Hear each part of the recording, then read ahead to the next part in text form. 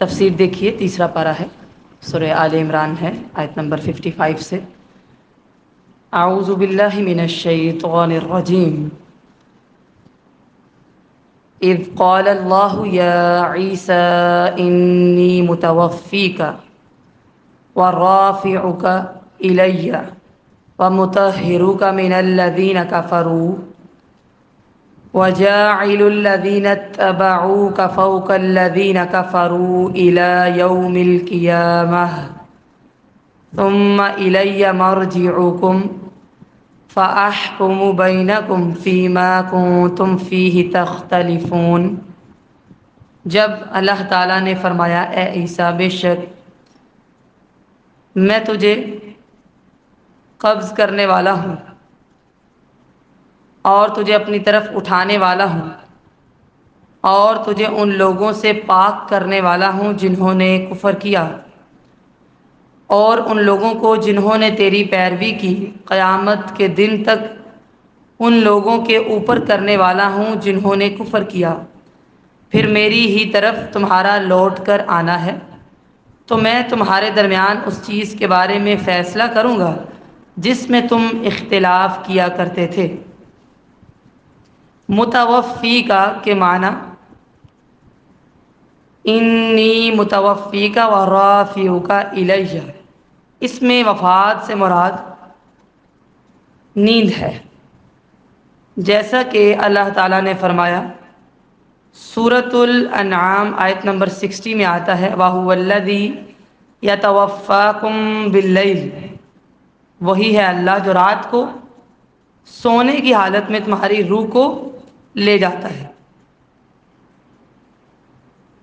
اسی طرح سورۃ الزمر آیت نمبر 42 میں آتا ہے، اللہ تعالیٰ فرماتے ہیں اللہ یتوفی الانفس حین موتها والتی لم تمت فی منامها، اللہ ہی لوگوں کے مرنے کے وقت ان کی روحیں قبض کر لیتا ہے، اور جو مرے نہیں ان کی روحیں سوتے میں لے لیتا ہے۔ ٹھیک ہے، اسی لیے نبی مکرم صلی اللہ علیہ وسلم جب نیند سے بیدار ہوتے تو فرماتے، صحیح بخاری میں آتا ہے، الحمد للہ الذی احیانا بعدما اماتنا والیہ النشور، سب طرح کی تعریف اس اللہ ہی کے لیے ہے جس نے ہمیں مارنے کے بعد ہمیں زندہ کر دیا اور اسی کی طرف لوٹ کر جانا ہے۔ یہاں پر لفظ جو آیا ہے متوفی کا، وفا یفی کا معنی پورا ہونا یا پورا کرنا ہوتا ہے۔ استوفا اور توفا کا معنی پورا لے لینا ہے، اور استوفیت منہ وتوفیت کا معنی ہے میں نے اس سے پورا حق لے لیا۔ اس بنا پر متوفیکا کا معنی ہے میں تمہیں پورا لینے والا ہوں، اور یہ اسی صورت میں ہوگا کہ عیسیٰ علیہ السلام کو روح اور بدن دونوں کے ساتھ اٹھا لیا گیا ہے۔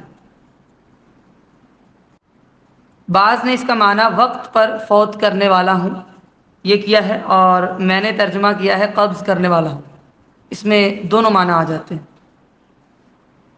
جیسا کہ میں نے پہلے بتایا، یوں تو قرآن مجید میں توفی کا معنی سلا دینا بھی آیا ہے، ٹھیک ہے، کہ یہ نیند کی صورت میں بھی ہو سکتا ہے اور موت کی صورت میں بھی۔ خلاصہ یہ ہے کہ اللہ تعالیٰ نے عیسیٰ علیہ السلام کو ان کے جسم سمیت آسمان کی طرف اٹھایا ہے، وَرَافِعُكَ إِلَيَّ، اور تجھے اپنی طرف اٹھانے والا ہوں۔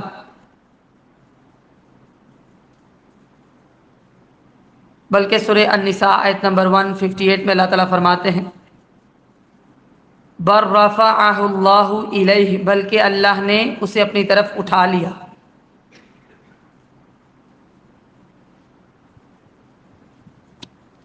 وَجَاعِلُ الَّذِينَ اتَّبَعُوكَ فَوْقَ الَّذِينَ كَفَرُوا، اس سے مراد کیا ہے؟ عیسیٰ علیہ السلام کے سب سے پہلے پیروکار نصارہ تھے، ان کے بعد مسلمان ہیں، لہٰذا یہ ہمیشہ غالب رہیں گے۔ اس کا معنی یہ بھی ہے، بعض نے کیا ہے، ایک تو یہ کہ عیسائیوں کے بعد مسلمان بھی چونکہ پیروکار ہے وہ غالب رہیں گے، اور دوسرا یہ کہ یہود و نصارہ میں سے نصارہ یہودیوں پر غالب رہیں گے۔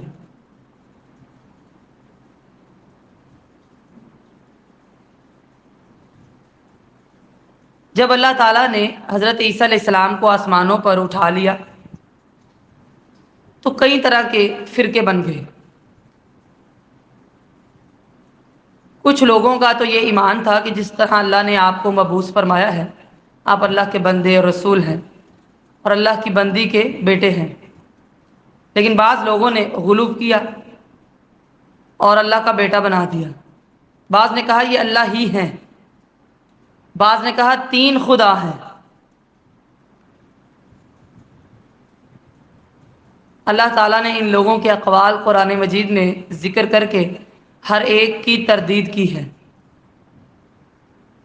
تقریباً یہ 300 سال تک انہی عقائد پر رہے۔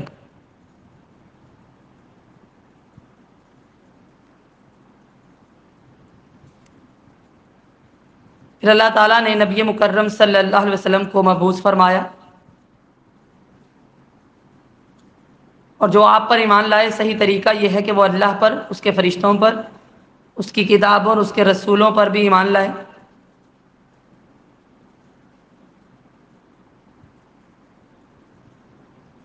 کیونکہ نبی مکرم صلی اللہ علیہ وسلم نے قرآن مجید جس کی دعوت دی ہے وہ پہلی کتابوں کی تصدیق کرتا ہے۔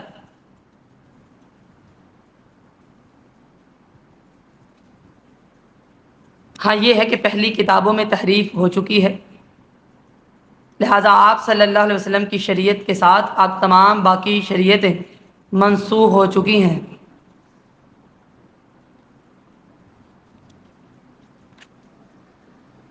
تو اللہ تعالیٰ نے عیسیٰ علیہ السلام کو جب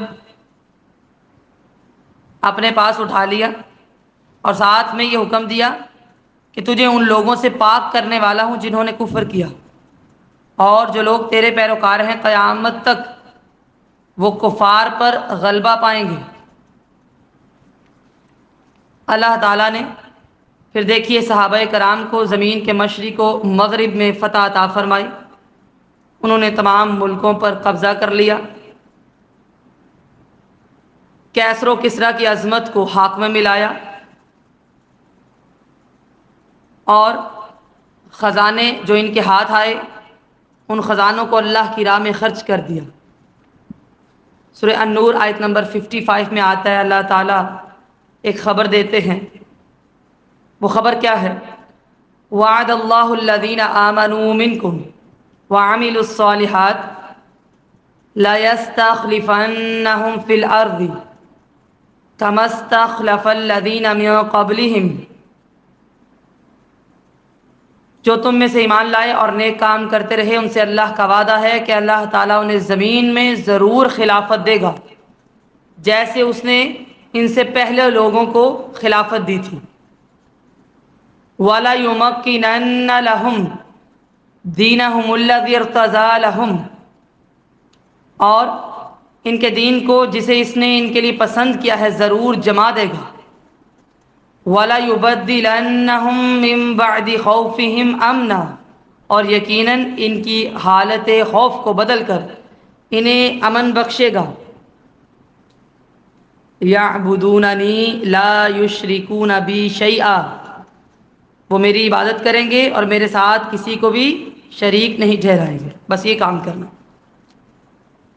یہی وجہ ہے کہ جب عیسیٰ علیہ السلام کے ساتھ بھی سچے ایمان لانے والے جو لوگ تھے اللہ تعالیٰ نے ان کو بادشاہت دی ہے، اور آج مسلمان بھی ان پر ایمان رکھتے ہیں۔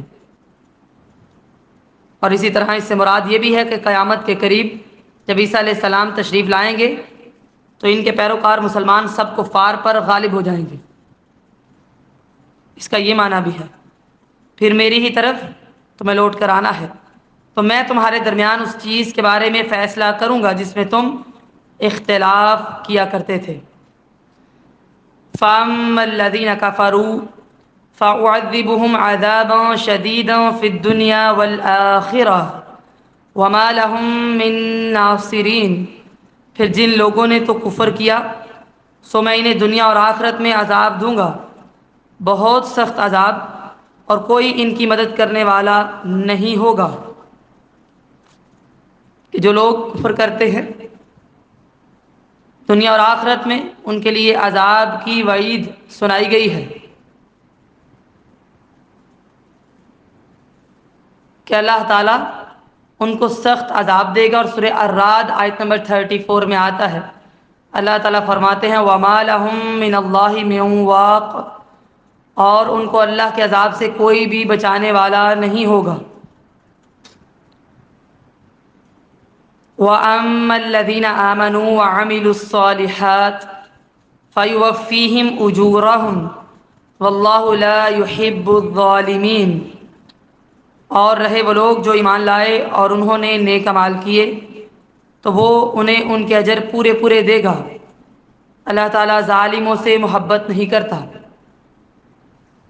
جو ایمان لائے اور نیک اعمال کریں ان کو پورا پورا صلہ ملے گا، یعنی دنیا و آخرت میں اجر ملے گا، دنیا میں فتح نصیب ہوگی اور آخرت میں جنت حاصل ہوگی۔ ذَلِكَ نَتْلُوهُ عَلَيْكَ مِنَ الْآيَاتِ وَالذِّكْرِ الْحَكِيمِ، یہ ہے جسے ہم آیات اور پرحکمت نصیحت میں سے تجھ پر پڑھتے ہیں۔ نبی مکرم صلی اللہ علیہ وسلم، یہ ہم آپ کو اللہ کی آیتیں اور حکمت بری نصیحتیں پڑھ پڑھ کر سناتے ہیں۔ یہ جو ہم نے آپ کو عیسیٰ علیہ السلام کا قصہ، ان کی ولادت کا واقعہ اور ان کے معاملے کی کیفیت کو بیان کیا ہے، یہ اللہ کا فرمان اور اس کی وحی ہے جسے اللہ تعالیٰ نے لوح محفوظ سے نازل فرمایا ہے۔ سورہ مریم آیت نمبر 34 اور 35 میں آتا ہے، اللہ تعالیٰ فرماتے ہیں ذَلِكَ عِيسَى ابْنُ مَرْيَمَ قَوْلَ الْحَقِّ الَّذِي فِيهِ يَمْتَرُونَ مَا كَانَ لِلَّهِ أَن يَتَّخِذَ مِن وَلَدٍ سُبْحَانَهُ إِذَا قَضَىٰ أَمْرًا فَإِنَّمَا يَقُولُ لَهُ كُن فَيَكُونُ، یہ مریم کے بیٹے عیسیٰ علیہ السلام ہیں، اور یہ سچی بات ہے جس میں لوگ شک کرتے ہیں۔ اللہ کو سزاوار ہی نہیں کہ وہ کسی کو اپنا بیٹا بنائے، وہ پاک ہے۔ جب وہ کسی کام کا ارادہ کرتا ہے بس یہی کہتا ہے ہو جا، وہ ہو جاتا ہے۔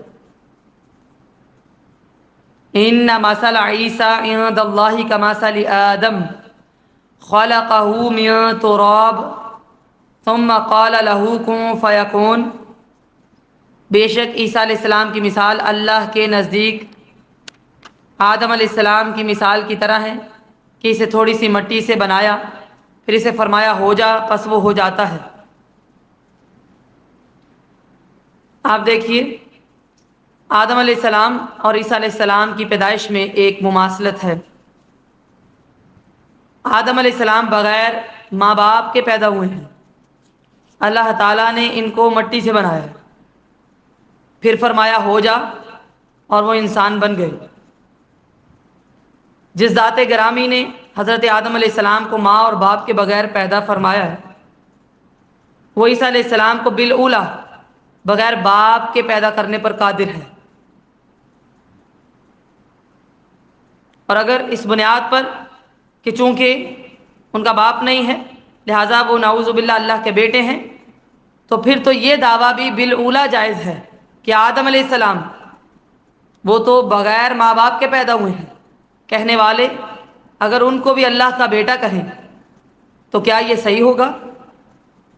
لہذا یہ دعویٰ کرنا باطل ہے اور فاسد ہے۔ اللہ تعالیٰ نے یہ ارادہ فرمایا تھا کہ اپنی مخلوق کے سامنے اپنی قدرت کا اظہار فرمائے، اس لیے اس نے آدم علیہ السلام کو ماں اور باپ کے بغیر پیدا فرمایا، حضرت حوا کو حضرت آدم سے پیدا کر دیا، ایک آدمی سے بغیر ماں کے۔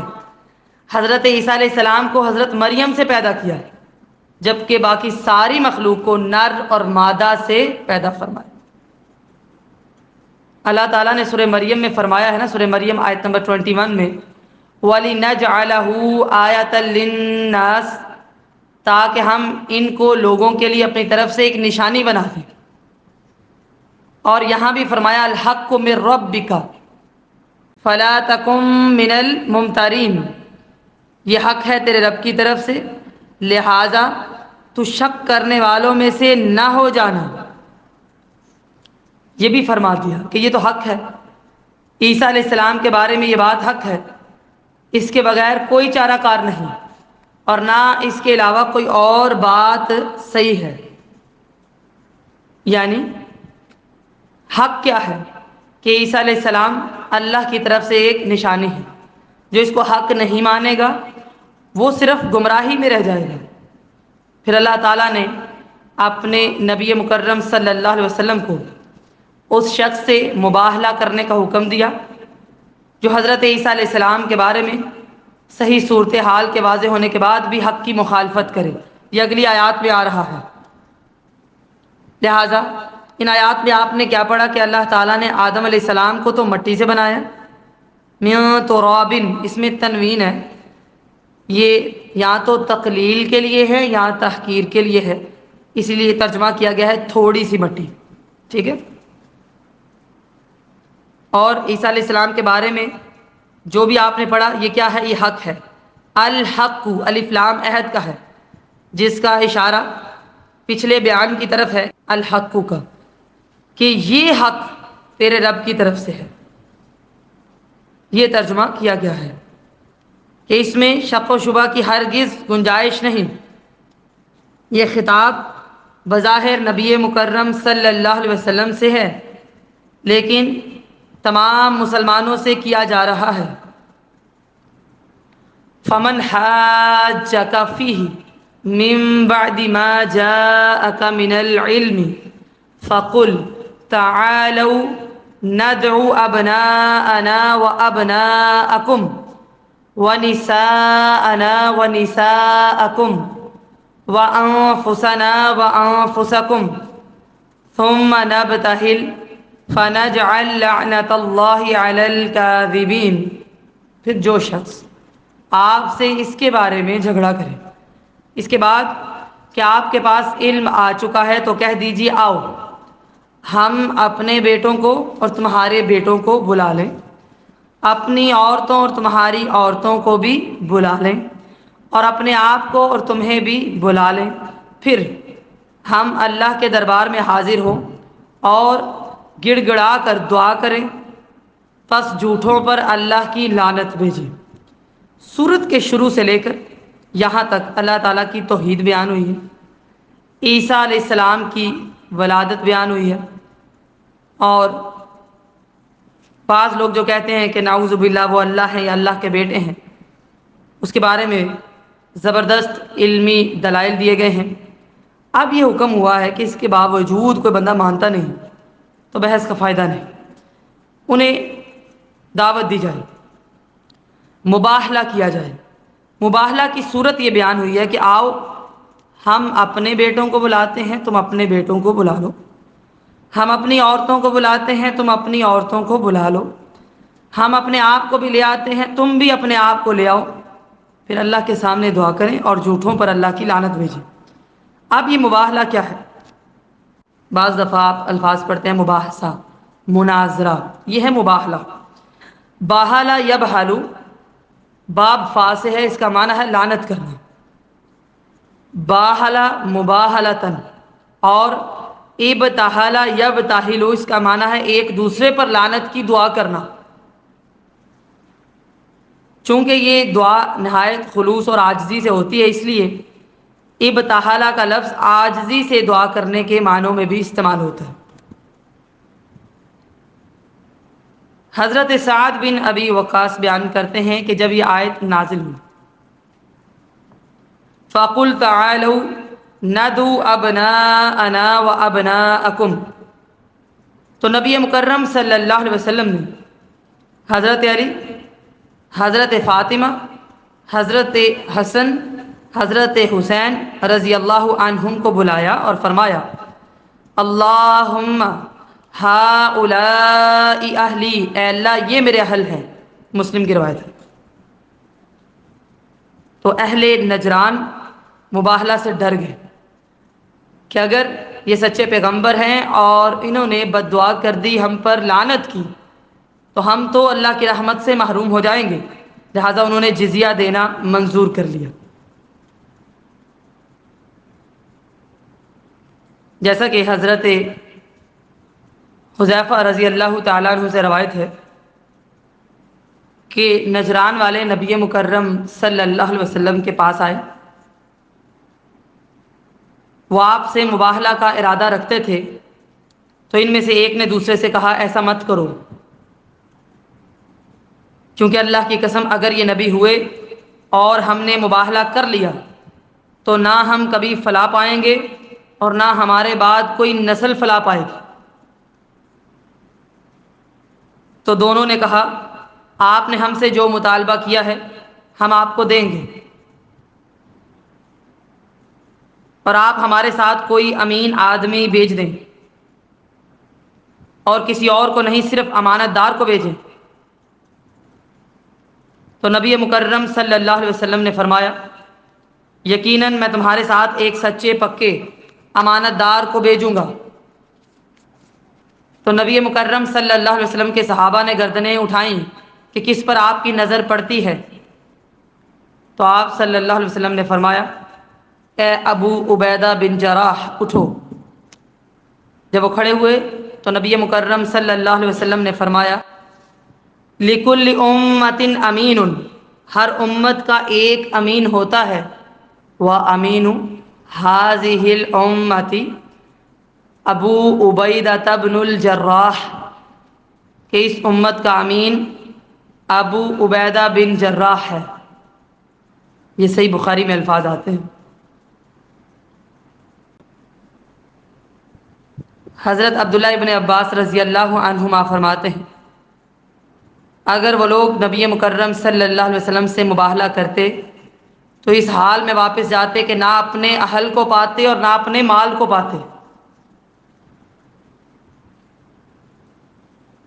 اور مسند احمد میں آتا ہے حضرت عبداللہ ابن عباس کی روایت کو امام احمد نے روایت کیا ہے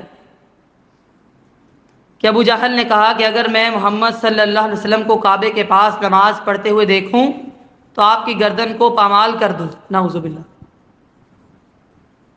تو آپ صلی اللہ علیہ وسلم نے فرمایا لو فعل لأخذته الملائکۃ عیانا، اگر وہ ایسی حرکت کرتا تو آنکھوں کے سامنے فرشتے اسے پکڑ لیتے۔ وَلَوْ أَنَّ الْيَهُودَ تَمَنَّوُا الْمَوْتَ لَمَاتُوا، اور اگر یہودی موت کی تمنا کرتے تو وہ مر جاتے۔ وَرَأَوْا مَقَاعِدَهُمْ مِنَ النَّارِ، اور اپنا ٹھکانہ جہنم میں دیکھ لیتے۔ وَلَوْ خَرَجَ الَّذِينَ يُبَاهِلُونَ رَسُولَ اللَّهِ لَرَجَعُوا لَا يَجِدُونَ مَالًا وَلَا أَهْلًا، اور اگر عیسائی آپ صلی اللہ علیہ وسلم سے مباہلے کے لیے نکلتے تو وہ اس حال میں لوٹتے کہ نہ ان کا مال بچتا اور نہ اہل و عیال، یعنی اگر وہ کر لیتے تو ایسا ہونا تھا۔ اس آیت سے علماء نے استدلال کیا ہے کہ ضد میں آ کر حق سے انکار کرنے والے سے مباہلہ ہو سکتا ہے، ٹھیک ہے، اور اگر دیکھا جائے تو لیان وہ بھی مباہلے کی ایک صورت ہے۔ آیت مباہلہ میں اپنے بیٹوں اور اپنی عورتوں کو بلانے کا ذکر ہے۔ نساء، عورتوں کا لفظ بیویوں پر استعمال ہوتا ہے، جیسا کہ سورہ احزاب میں آتا ہے، آیت نمبر 30 سے 34 میں آپ پڑھتے ہیں کہ بار بار نبی مکرم صلی اللہ علیہ وسلم کی بیویوں کو یا نساء النبی کہہ کر مخاطب کیا گیا ہے اور انہیں اہل بیت کہہ کر خطاب کیا گیا ہے۔ اولاد پر بیٹیوں کا لفظ آتا ہے، نہ کہ عورتوں کا۔ ہاں، دوسری عورتوں کے ساتھ مل کر ان پر بھی یہ لفظ آ سکتا ہے عورتوں کا۔ یہاں بعض لوگوں کا کہنا ہے کہ آپ صلی اللہ علیہ وسلم نے حضرت فاطمہ، حضرت علی، حضرت حسن اور حضرت حسین رضی اللہ عنہم کو بلایا تو آپ کے اہل بیت یہی تھے، بیویوں کو نہیں بلایا تھا۔ حالانکہ کسی حدیث میں بیویوں کو نہ بلانے کا ذکر نہیں ہے، ٹھیک ہے، اور یہ طے شدہ قاعدہ ہے کہ کسی چیز کا ذکر نہ ہونے سے اس کی نفی نہیں ہوتی، بلکہ حدیث میں تو دوسرے صحابہ کو بلانے کا یا ان کے آنے کا بھی ذکر نہیں ہے، تو کیا وہاں اور کوئی بھی موجود نہ تھا؟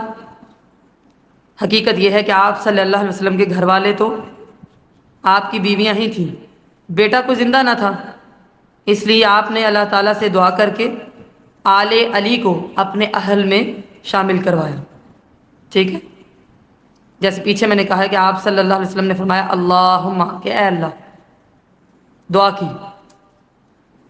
یہ تو معروف ہے کہ بیٹی کی اولاد کی نسبت اس کے خامند یا اس کے خامند کے آباء و اجداد کی طرف ہوتی ہے، نہ کہ نانا کی طرف، ٹھیک ہے۔ ہاں، یہ علی، فاطمہ اور حسن و حسین رضی اللہ عنہم کی خصوصیت ہے کہ آپ صلی اللہ علیہ وسلم کی دعا سے وہ بھی اہل بیت ہیں، مگر بیویوں کو جو اصل گھر والی ہیں انہیں گھر والوں ہی سے نکال دینا یہ محض تعصب ہے، وہ بھی اہل بیت میں شامل ہے، حالانکہ اللہ تعالیٰ انہیں گھر والیاں فرما رہا ہے۔ سورہ احزاب آیت نمبر 33 میں آتا ہے، اللہ تعالیٰ فرماتے ہیں لیُذْہِبَ عَنکُمُ الرِّجْسَ اہل البیت، اللہ تو یہی چاہتا ہے کہ تم سے گندگی دور کر دے اے اہل بیت، ٹھیک ہے۔ تو گھر والوں میں بیویاں بھی آتی ہیں، اور جبرائیل علیہ السلام جب حضرت ابراہیم علیہ السلام کی بیوی حضرت سارہ علیہ السلام کے پاس جاتے ہیں تو کن الفاظ سے مخاطب کرتے ہیں؟ سورہ ہود آیت نمبر 73 میں آتا ہے رحمت اللہ وبرکاتہ علیکم اہل البیت، کہ اللہ کی رحمت اور اس کی برکتیں ہوں تم پر اے اہل بیت۔ سمجھ آ گئی کہ اہل بیت سے مراد کیا ہے؟ جی، گھر والیاں بالاولی شامل ہیں۔ ان ھذا لہو القصص الحق وما من الہ الا اللہ وان اللہ لہو العزیز الحکیم، بے شک یہ یقیناً یہی سچا بیان ہے اور اللہ کے سوا کوئی بھی معبود نہیں، اور بلا شبہ اللہ یقیناً وہی سب پر غالب ہے، کمال حکمت والا ہے۔ فَإِن تَوَلَّوْا فَإِنَّ اللَّهَ عَلِيمٌ بِالْمُفْسِدِينَ، پھر اگر وہ پھر جائیں تو بے شک اللہ فساد کرنے والوں کو خوب جاننے والا ہے۔